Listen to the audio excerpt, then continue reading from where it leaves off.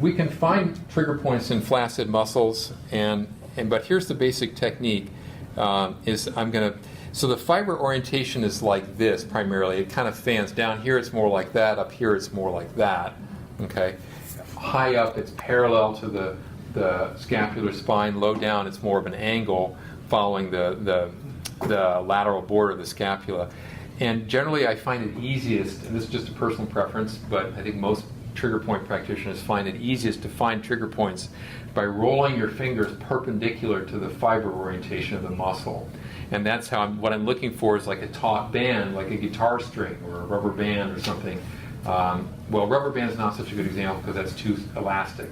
But I'm feeling something that should be a rubber band, but instead it feels like a strap of leather that's not so mobile and is kind of taut, and particularly if it's tender. So ideally I do this where I can see the patient's face, because if they do that involuntary, yeah, she's got thumbs up there. Okay, so there's a taut band here. I'm going to palpate around a little bit more, and there's another thumb up. And particularly what I want to know from Yvette is if I reproduce through this palpation a referred pain pattern. Does anyone remember where the referred pain pattern of the infraspinatus is?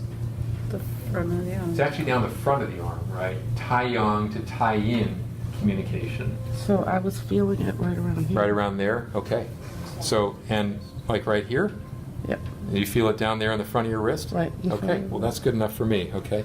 So, actually, I'm for didactic purposes, so Aubrey can film it. I'm doing this with my needling hand, but actually, I should be doing it with my non-needling hand, right? So classical acupuncture texts tell us that the non-needling hand is at least as important or more important than the needling hand, and I think there's a couple reasons for that. One is it really helps us find where to needle, and second, there's something called there's something comforting about having another hand on the patient's body, which we can understand through what's called the gate theory of pain. The body has a valve, essentially a neurologic valve, between the brainstem and the spinal cord that only lets in so much uncomfortable information or so much sensory information at once. So we can partially close that valve by keeping a non-needling hand on the patient's skin, and that provides them with a distraction, essentially, an interference. And so that will make the trigger point needling less uncomfortable. If I just sit here and work it like this, it's going to hurt more. Not a good hurt, an unnecessary hurt.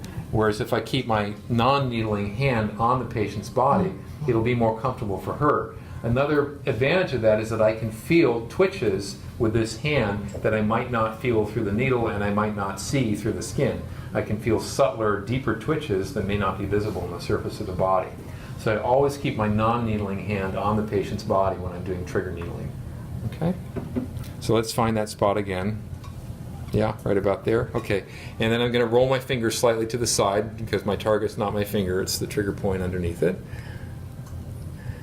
And then I'm going to probe around here a little bit and see if I get a twitch response.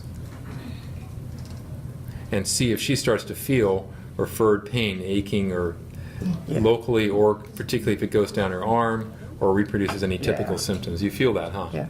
Okay. Yeah, and I just got a twitch there. And I'm just going to, so you can do it methodically and kind of go around the clock, 1 o'clock, 2 o'clock, 3 o'clock, etc.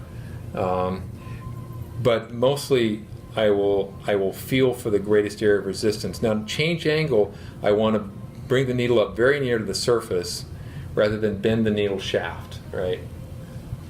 So I'll almost withdraw it to change the angle and just keep poking and probing around. And if I get a really big, strong, powerful twitch or really strong reproduction of the patient's symptoms, I'll hang out in that spot and keep going at it slowly and consistently until it stops twitching or until she stops feeling the referred pain or the local discomfort. Yeah, we got a good one there, huh?